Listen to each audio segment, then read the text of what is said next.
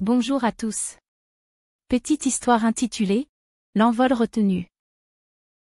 Chapitre final, le miroir des responsabilités.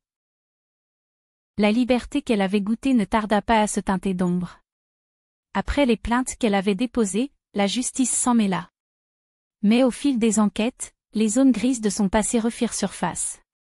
Ses propres manipulations, ses colères, ses mensonges et son rôle dans certains jeux malsains furent rappelés. Elle comprit alors qu'elle n'était pas seulement victime. Les regards de ceux qui l'avaient connue se posaient sur elle avec la même sévérité que sur ses anciennes amies. La salle d'audience devint le théâtre d'un étrange face-à-face. La femme plus âgée, son petit ami et elle, chacun convoqué, chacun tenu de rendre des comptes. Les accusations se croisaient, les vérités s'entrechoquaient. Elle vit défiler les preuves, ses propres messages blessants, ses coups bas, ses complicités passées. Chaque mot résonnait comme une gifle. Elle comprit que si elle voulait vraiment renaître, il fallait accepter cette part de responsabilité et de dire toute la vérité. Au lieu de nier, elle choisit de reconnaître ses fautes et de tout dire.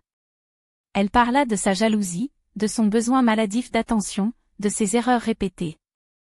Son aveu surprit tout le monde, loin d'être une défaite, il devint une force.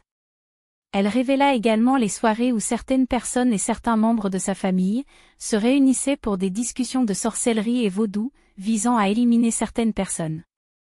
Elle avoua aussi avoir participé à des falsifications de documents.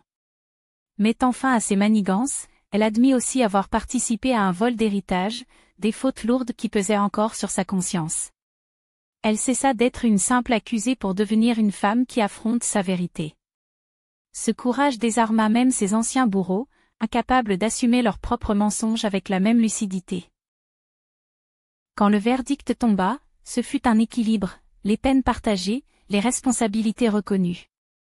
Elle sortit du tribunal changée, non pas écrasée, mais plus légère. Pour la première fois, elle ne fuyait plus. La route restait longue, faite de cicatrices et de réparations, mais elle savait qu'il n'y aurait plus de retour en arrière. Le passé avait cessé d'être une arme, il devenait un maître. Et face au miroir, elle ne vit plus une victime, ni une coupable, mais une femme enfin entière.